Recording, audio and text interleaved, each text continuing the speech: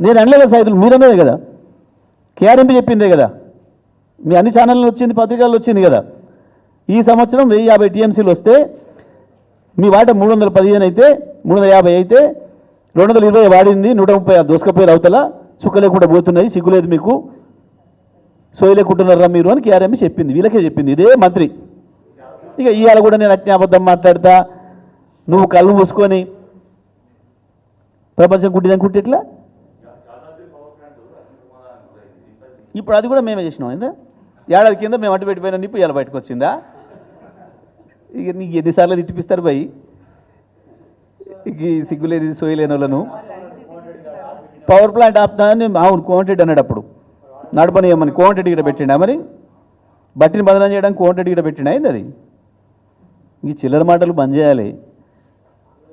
నీకు నడపలేక కాదు భయ్, నేను బస్సు నీ చేతికి ఇస్తుని, నేను దిగిపోతే నీ బస్సు నువ్వు తీసుకుపోతే కొంత దూరం, నువ్వు మళ్ళీ నీ బస్సు నీకు నడపరాక నువ్వు దేనికి ఒగ్గుద్ది, ఇది కేసీఆర్ చేసిపోయిండు. ప్రతిదానికి నీ చేతకంతనాన్ని బయట పెట్టుకోవడానికి ప్రతిదానికి కేసీఆర్ చేసిపోయిండు. స్కూల్ పిల్లగాడు చనిపోతే కేసీఆర్ చేసిపోయిండు, ఇవాళ గది ఎందుకు తగలబడితే కూడా ఇలా అదే కేసీఆర్ చేసిపోయిండు. మరి అన్నిటికీ కేసీఆర్ ఏమోడు, మీరెందుకు రండాలు తీసుకోరు ప్రభుత్వం.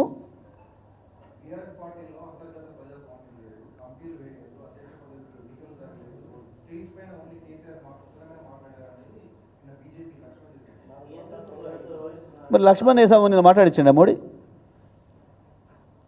లక్ష్మణ్ నువ్వు వేసావన్నా మోడీ మాట్లాడిచ్చిండా, మోడీ ఉన్న సభలో లక్ష్మణ్ మాట్లాడక మీరు ఎప్పుడు నేనరా. చిల్లర ఇప్పుడు వాళ్ళ స్థాయిని తెలియజేస్తాయి, ఇటువంటి చిల్లర మాటలన్నీ వాళ్ళ స్థాయిని తెలియజేస్తాయి. సభ కేసీఆర్ వస్తాడని ప్రజలందరూ వచ్చారు, కేసీఆర్కే చూస్తుండ్రు, లక్ష్మణ్ వచ్చి మాట్లాడితే చూస్తారా ప్రజలు. ఎందుకు మాట్లాడాలి అన్ని నిజం తీసుకునే మాటలు, గాలి తీసుకునే మాటలు.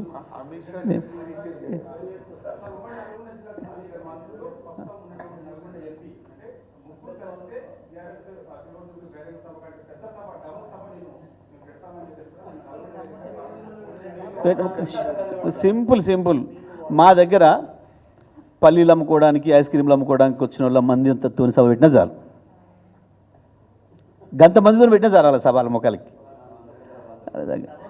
ఎవరు చూసి వస్తారట, ఎవరు పేరు పెడతారట, ఎవరు చూసి వస్తారట, ఎవరు ముఖ్య అతిథి దానికి. మా లెక్కనే ఒక్కరినే మాట్లాడి పంపేమని ఎవడో ఒక్క సభ పెట్టి ఈడ మండలంలో పెడతారా, ఒక గ్రామంలో పెడతారా, మా లెక్క ఒక్క నాయకుడినే మాట్లాడి పంపించాము, దీనికి పలానే ముఖ్య అతిథికి వస్తున్నాడు అని చెప్పి ఆ ముఖ్య అతిథిని ఒక్కరితో మాట్లాడించి పెట్టి ఒక్క సభ పెట్టమని ఈ రాష్ట్రంలో నేను రాజకీయాలను తప్పుకుంటా, నేను కూడా ఆ సభకు వచ్చి దండం పెట్టి వస్తా. ఎవడో ఒక్కడే మాట్లాడే సభ ఏదైనా ఒకటి ఉంటే ఈ రాష్ట్రంలో కాంగ్రెస్ పార్టీ.